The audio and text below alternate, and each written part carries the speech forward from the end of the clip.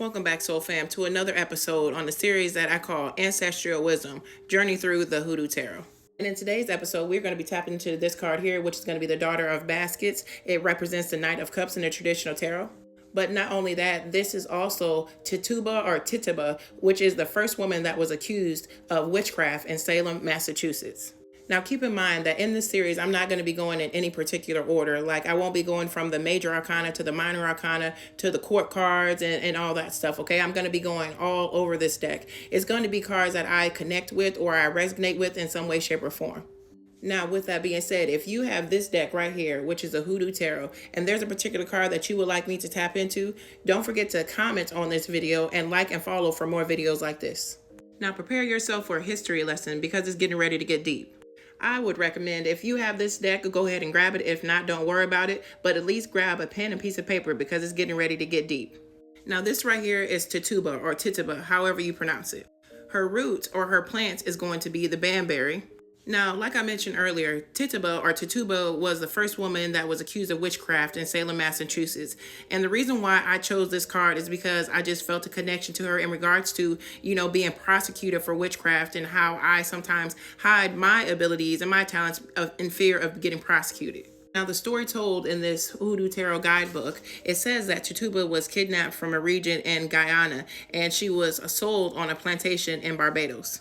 It states that she had Native American, Indigenous, Arawak heritage, which already made her suspicious to the Puritans. In the Hoodoo Tarot, the Daughter of Baskets is the bearer of good news. She's charming, imaginative, creative, loyal, and has great communication skills. But in the reverse, the Daughter of Baskets can be delusional, a pathological liar, a con artist, or she can suppress her emotions. It's also good to note that when you're reading tarot cards, oracle cards, or anything like that matter, these cards, even though it's a feminine energy or a female, it doesn't mean that it can't represent a man or a masculine person because we have both masculine and feminine energy within us. Now, I'm going to switch things up a little bit. And by that, I mean I'm going to show you a different deck that actually has the Tituba card or Tituba card in it as well, but is depicted differently than it is in the Hoodoo Tarot. Now, this card right here comes from the African Rising Oracle deck. She's the number 4, and that's actually my life path number to come to think about it. It says Tituba, feeling safe. And now I'm going to, give you a little insight of what this card actually means in the African Rising Oracle deck. So I find it interesting that in this deck, Tituba is actually in the suit or the temple of the ancestors, especially with this series being called Ancestral Wisdom. Her element is air, so air signs or people with heavy air placements like Gemini, Libra, and Aquarius may resonate with this card. The Tituba card in this deck lets you know that it is finally safe for you to be your authentic self. She reminds you that you deserve to feel safe. Feeling safe is trusting that you'll make the right decisions moving forward. Feeling safe is feeling free around those you love.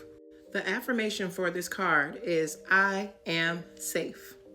Now, I know this video is getting kind of long, but there's still a few more interesting facts that I like to show you about this card. So one of the reasons I chose to go over this card is because I kept hearing the name Tituba over and over. And I thought maybe I could have that connection because of the Salem witch trials, maybe because it's one of my past lives, or maybe it can do with the indigenous South American connections, especially in the Caribbean islands. For example, this year in 2025, I had a very strong resonating feeling to Rio de Janeiro, which is located in Brazil, South America. And this is just another image of what it looks like. So I had to go down this rabbit hole. And then I got to thinking, where have I seen these outfits before? And real quick, this is just a map of South America and where Guyana is. Then I remember seeing images like this, and pictures like this beautiful goddess right here. But that's not all. I remember seeing this costume somewhere else, and I knew it was somewhere in the South. And then it clicked. I remember seeing these costumes and this parade in New Orleans, Louisiana at Mardi Gras. And it says right here that New Orleans has a variety of festivals throughout the year, where you see things like this, which in a way is kind of similar to Rio de Janeiro.